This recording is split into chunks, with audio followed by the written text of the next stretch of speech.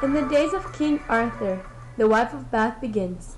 The Isle of Britain was full of fairies and elves. Now those creatures are gone and replaced by friars.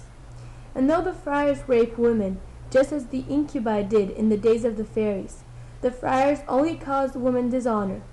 The incubi always got them pregnant. In Arthur's court, however, a young, lusty knight comes across a beautiful young maiden one day. Overcome by lust and his sense of his own power, he rapes her. The court is scandalized by the crime and decrees that the knight should be put to death by decapitation. However, Arthur's queen and other ladies of the court intercede on his behalf and ask that the king give him one chance to save his own life. Arthur grants their request. The queen tells the knight, "If within 1 year you can discover what women want most in the world and report your findings back to the court, you have your life spared. If you cannot find the answer to my question, or if your answer is wrong, you'll be decapitated." The knight then starts to roam throughout the country, posing the question to every woman he meets. To his dismay, nearly every one of them answers differently. Some say, "It's love." Others, "Money, honor, tallness, some looks and some sex, remarriage and flattery. to be free to do as we wish." Finally, says the wife, Women most want to be considered discreet and secretive, but this answer is clearly untrue, since no woman can keep a secret. when the knight's day of judgment came closer, he sorrowfully headed home.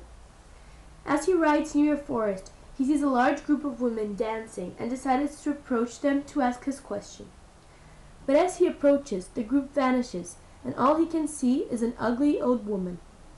The woman asks if she can be of help, and the knight explains his predicament and promises to reward her if she can help him. The woman tells the knight that he must pledge himself to her in return for her help, and the knight, having no options left, gladly consents. She then guarantees that his life will be saved. The knight and the old woman travel together to the court, where, in front of a large audience, the knight tells the queen the answer with which the old woman supplied him. What women most desire is to be in charge of their husbands and lovers. The women agree that this is the answer, and the queen spares the knight's life. The old hag comes forth and publicly asks the knight to marry her. The knight cries out in horror. He begs her to take his material possessions rather than his body, but she refuses to yield, and in the end he is forced to consent. The two are married in a small, private wedding and go to bed together the same night. Throughout the entire ordeal, the knight remains miserable.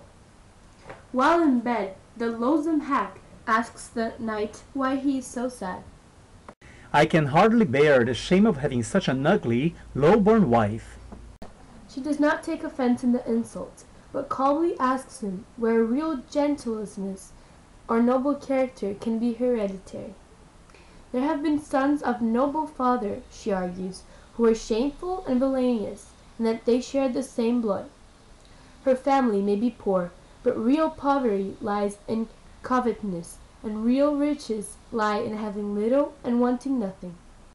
You can either have me be ugly but loyal and good, or young and fair but also coquettish and unfaithful." The knight ponders in silence. I would rather trust your judgment. Choose whatever you think best. Because the knight's answer gave the woman what she most desired, the authority to choose for herself, she becomes both beautiful and good. The two have a long, happy marriage, and the woman is completely obedient to her husband. The end.